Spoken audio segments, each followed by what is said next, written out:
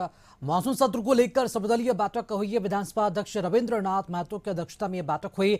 CM Hemant Soren भी इस बैठक में शामिल हुए। मानसून सत्र को सुचारू रूप से चलाने पर चर्चा हुई है। तो ये बड़ी खबर रांची से, जहां पर मानसून सत्र को लेकर सर्वदलीय बैठक बुलाई गई थी और बैठक अब संपन्न हुई।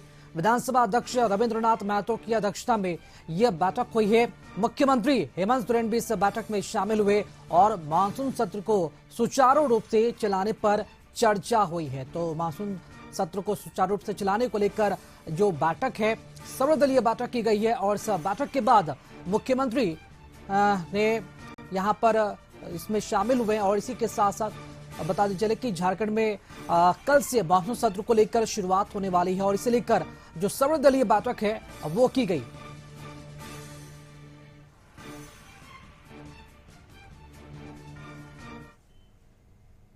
झारखंड विधानसभा में कल से होने वाले मानसून सत्र को लेकर सर्वदलीय बैठक की गई। बैठक के बाद मुख्यमंत्री हेमंत सोरेन ने कहा कि यह सत्र का लाभ जनता को ज्यादा से ज्यादा मिले, इसके लिए काम कर रहे हैं। सत्र को ऐतिहासिक बनाने का पूरा प्रयास रहेगा।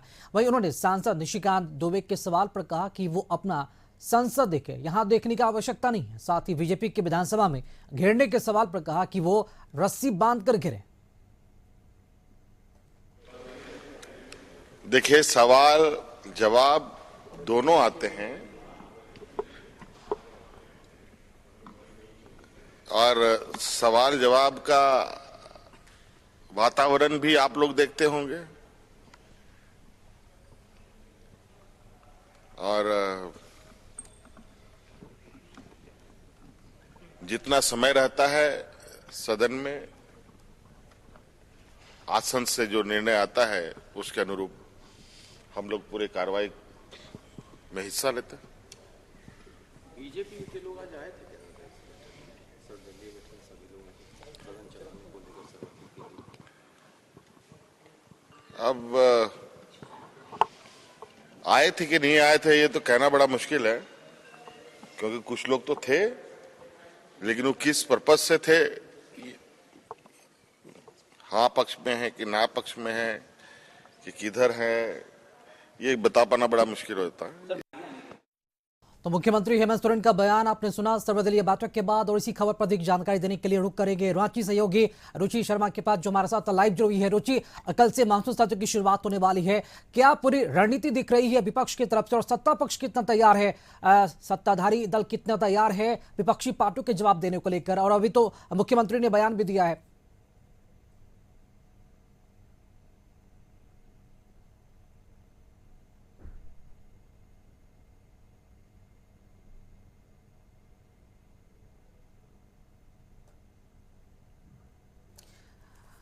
रुचि, एक बार फिर से अब सवाल दोहराना चाहेंगे कि कल से मानसून सत्र को लेकर आज सर्वदलीय बैठक भी हुई है। विपक्ष कितना तैयार है सरकार को घेरने के लिए और सरकार कितनी तैयार है विपक्षी पार्टियों को जवाब देने के लिए, तमाम मुद्दों पर घेरने के लिए? अगर बात की जाए तो बीजेपी की तरफ से क्या रणनीति पूरी देखने को मिल रही है? क्या क्या मुद्दे होंगे और कितने दिनों का ये मानसून सत्र होने वाला है?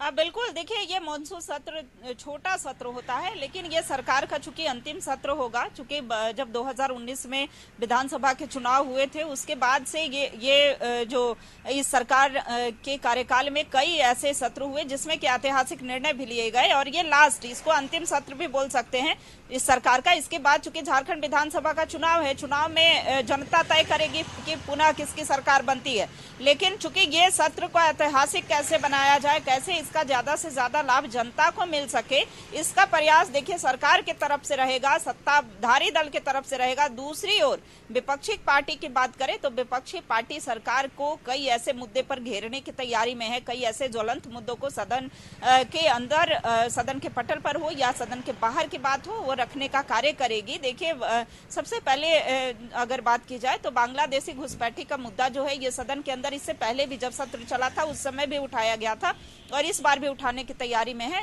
लगातार हो रहे भ्रष्टाचार हो, महिला अत्याचार हो या पीजीटी परीक्षा में हुई गड़बड़ी का मामला हो, कई ऐसे मुद्दे को लेकर के सरकार को घेरने की तैयारी में है। दूसरी ओर कैसे विपक्षी पार्टी को जवाब देना है, इसके लिए सत्ता पक्ष ने भी कमर कसी है। और एक तरफ तो कई योजनाओं को कैसे धरातल पर उतारा जाए, कैसे कई महत्वपूर्ण विधेयक जो हैं वो सदन से पास कराया जाए, चूंकि राज्य हित में कई ऐसे विधेयक जो हैं वो आते हैं सदन के अंदर। तो ऐसे में विपक्ष की सहमति हो या सहमति ना हो, लेकिन फिर भी वो पास होते हैं विधेयक, क्योंकि उनके पास संख्या बल होता है। लेकिन देखिए, एक सहयोगात्मक रवैया की अपेक्षा जो है इस बार की गई है कि विपक्ष जो है वो सहयोग करेगी और कैसे राज्य हित के निर्णय में विपक्ष का भी एक अहम योगदान हो, इसकी उम्मीद जो है इस बार की गई है। मुख्यमंत्री ने कहा भी है कि इस बार ज्यादा से ज्यादा लाभ कैसे मिल सके, इसका प्रयास जो है वो रहेगा। देखिए, उन्होंने कहा कि ये अंतिम सत्र नहीं हो सकता, क्योंकि देखिए मुख्यमंत्री हेमंत सोरेन को पूरी उम्मीद है कि एक बार फिर झारखंड विधानसभा के अगर चुनाव होंगे आने वाले दिनों में तो पुनः उनकी सत्ता में वापसी होगी। तो ऐसे में इसे अंतिम सत्र नहीं कर सकते हैं। दूसरी ओर अगर विधानसभा अध्यक्ष की बात की जाए, चूंकि उन्हीं की अध्यक्षता में ये बैठक हुई थी और आज ये सर्वदलीय बैठक भी महत्वपूर्ण मानी जा रही थी। उम्मीद जताई गई थी कि बीजेपी की तरफ से भी कोई प्रतिनिधि जो है वो इसमें शामिल होंगे। चूंकि नेता प्रतिपक्ष फिलहाल दिल्ली में है, 5:30 बजे वो रांची पहुंचेंगे, तो ऐसे में नेता प्रतिपक्ष की अनुपस्थिति रही, लेकिन बीजेपी से कोई भी प्रतिनिधि वहां देखने को नहीं मिले। तो ऐसे में कहा जा सकता है आजसू के विधायक लंबोदर महतो, माले विधायक विनोद सिंह की उपस्थिति वहां पर रही। तो देखिए कैसे एक सहयोग से सत्र का ज्यादा लाभ मिल सके और रचनात्मक रवैया विपक्ष का भी देखने को मिले, उसकी उम्मीद जो है विधानसभा अध्यक्ष ने भी जताई है। लेकिन बता दें कि इस छोटे से सत्र में ये सत्र काफी हंगामेदार पूरी तरह से रहने की संभावना है, और इसलिए है क्योंकि विपक्ष की रणनीति, विपक्ष ने जो रणनीति तैयार की है वो मजबूत है। हालांकि विधायक दल की बैठक होगी, बीजेपी के विधायक दल की जब बैठक होगी भाजपा प्रदेश अध्यक्ष बाबूलाल मरांडी और नेता प्रतिपक्ष अमर बावरी के नेतृत्व में, तो ऐसे में तय किया जाएगा कि कौन सी तिथि को कौन मुद्दे जो हैं वो सदन के अंदर उठाने हैं या फिर सदन के बाहर उठाने हैं। तो ऐसे में देखिए सत्ता पक्ष हो या उनके सहयोगी दल हो, उनकी भी बैठक होगी और ये बैठक मुख्यमंत्री आवास में होनी है। वहां पर भी तैयारी की जाएगी, अलग अलग विभागीय वार जवाब देना है। जैसे सवाल उठते हैं, 81 विधानसभा क्षेत्र हैं, अलग अलग क्षेत्र की अलग समस्याएं होती हैं, विभागीय समस्या होती है, चाहे वो पेयजल स्वच्छता विभाग की बात करें या फिर नगर विकास विभाग की बात करें, पशुपालन सहकारिता विभाग की बात करें या ग्रामीण विकास विभाग की बात करें, तो सभी विभागों के अलग अलग प्रश्न आते हैं और उसके लिए जिम्मेवारी जो है वो अलग मंत्रियों को दी जाती है। तो इस बार चाहे वो शिक्षा विभाग से संबंधित हो, तो अलग अलग विभागीय वार जवाब देने के लिए भी मंत्री जो है मंत्रियों को जिम्मेवारी दे दी गई है। और ऐसे में पूरी मजबूती के साथ वो सदन के बाहर भी जवाब देने को तैयार रहेंगे और सदन के अंदर भी जवाब दिया जाएगा। जी राकेश, चूंकि ये मानसून सत्र को काफी महत्वपूर्ण माना जा रहा है झारखंड विधानसभा चुनाव के पहले, और विपक्ष भी आक्रामक के मूड में नजर आ रहा है और पूरी संभावना जताई जा रही है कि सदन जो है वो हंगामेदार हो सकता है। इन सब के बावजूद भी क्या कुछ महत्वपूर्ण विधेयक झारखंड राज्य के हित में झारखंड जो सरकार है अब पारित कर सकती है इस सदन में?